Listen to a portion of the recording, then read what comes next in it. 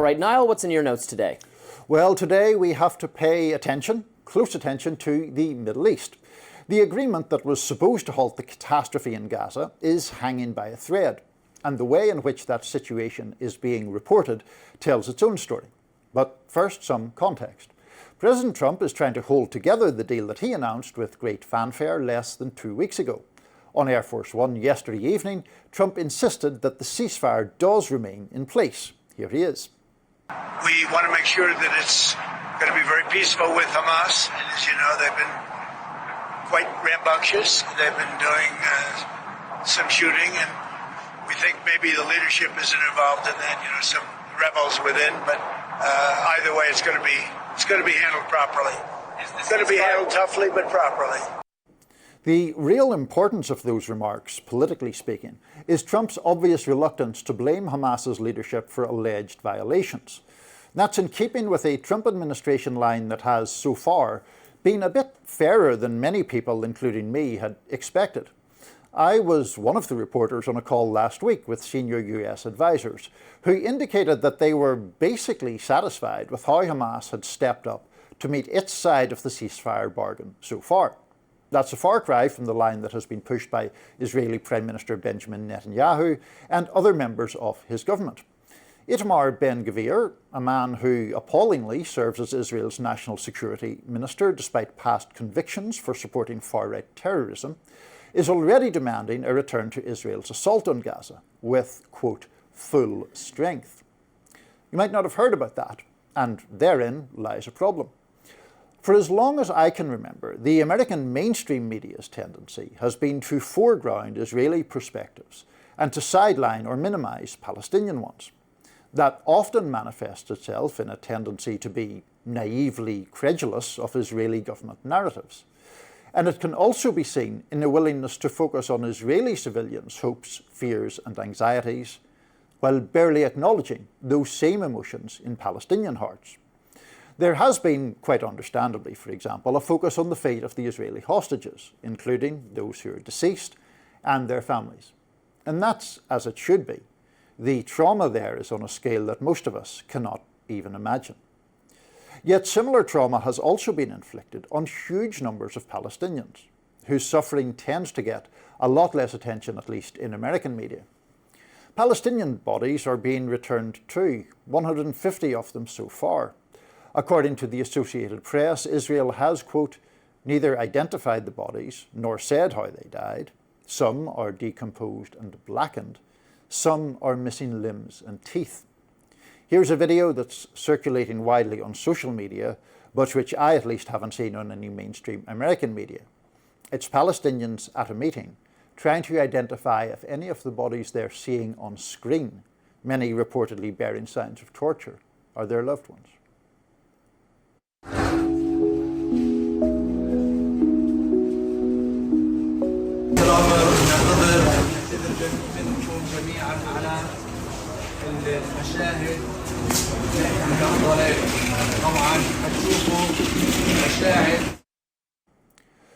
We see this same pattern again and again.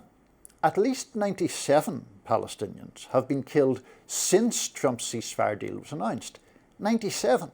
And here in the US, we've heard almost nothing about them. More than 40 are reported to have been killed on Sunday alone. Here's some of the distressing aftermath of that. Again, not from a mainstream American organization, but from Middle East Eye. مش وقفة الأقمار الحين؟ إيه؟ مش وقفة الأقمار الحين؟ بس مش عارفين وين الهدنة. بيكذبوا هم بيكذبوا، والله بيكذبوا علينا، كله كذب في كذب في الشهدنا، كل هالقصف والهذا في الشهدنا، كذابين كذابين، قتلونا. وين كنتوا؟ وين كنتوا؟ مخيم في أصداء، مخيم في أصداء. أخوي مش عارف مش وضعه، مش عارف وين هو أخويا، ولاد أخوي لسه مش عارفين وينهم، وبنتي تصوبت. The issue here isn't just the downplaying of Palestinian suffering, it's the downplaying of Palestinian perspectives more generally. How many Americans know that the last time we had a ceasefire in Gaza, it was Israel that broke it, in March? Or that as I speak, the crucial Rafah crossing into Gaza remains closed at Israel's order, slowing the flow of desperately needed aid. aid that was promised immediately as part of the deal. Or that in Gaza, the local authorities say Israel has violated the ceasefire 80 times already. These are important facts, and far too often in American media they go unheard.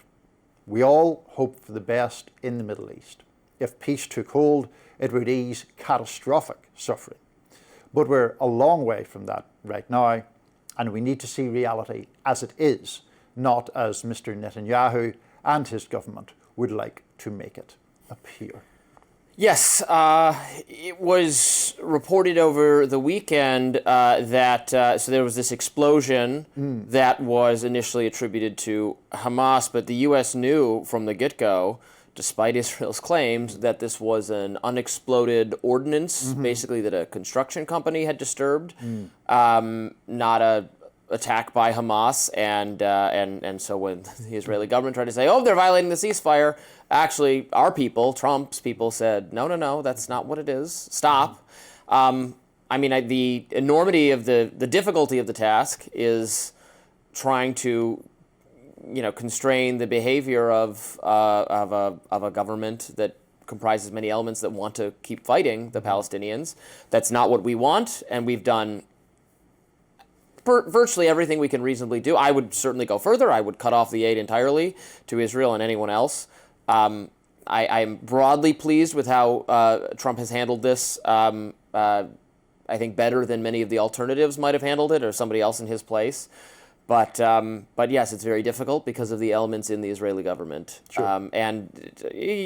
Social media in some way has gotten around the need for the mainstream media to cut, these images make their way into people's social media feeds on X without the media even needing to cover them. And I think that has obviously caused shock and outrage among ordinary people who are Democrats and Republicans who have put pressure on the leaders of their parties to stop the violence because they see it directly and they don't need CNN or the New York Times to show them the images. They can see them directly. Yeah, no, I think that is an important point, and it is one of the things that has been prevalent in this particular conflict or assault or whatever you want to call it, more so than other armed conflicts. I mean, partly because social media just proliferates all the more as time passes, and TikTok was not a thing the last time I can remember there being a major conflict of this kind of nature.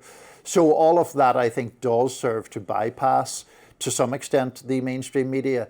I do still think that it is important to note that, in general, the mainstream media, even when it is reporting on the politics of this, I think tends to default to, if not an exact Israeli position, certainly a position that is more sympathetic to the fundamentals what Israel wants to see as the fundamentals of the conflict, rather than what the Palestinians would see as the fundamentals of the conflict. Of course, I think the more pro-Israel side thinks the media coverage is excessively negative toward Israel, which goes to show you just can't make anyone happy. I've thought I've gone in all different ways on this over the past 2 years, and it's made me obviously just sad and frustrated about what's happening and just wanting the U.S. to be less involved because this is a difficult problem to solve. I don't know why it's our problem. We don't need to be this closely aligned with Israel. We don't need to be being dragged into greater Middle Eastern intervention. And I think Trump has tried to disentangle himself, but it's obviously quite difficult because we keep ending up back in the same place where the ceasefire gets violated and there's more violence and it goes on. Just very briefly, if the hope is for the United States to extricate itself from that conflict, I think it's pretty obvious that Trump does have to maintain focus and maintain a pressure on Netanyahu. Otherwise, the US will inevitably get sucked back into it in a position that, in effect, backs up what Netanyahu wants to do. Well, there's more license for Republican leaders to go a different strategy now than ever before, given how universally opposed to closer ties or greater support for Netanyahu now exists among MAGA Republican identified people. The sentiment has shifted very rapidly in the last several years, and now there's license to do something else. It is not Ted Cruz's position on this issue is not representative of where the American right is. Tucker Carlson's position is representative. Right, for sure. All right, next up, the president says that 2 survivors of a recent boat strike in the Caribbean are actually being sent back to their home countries. Stay with us.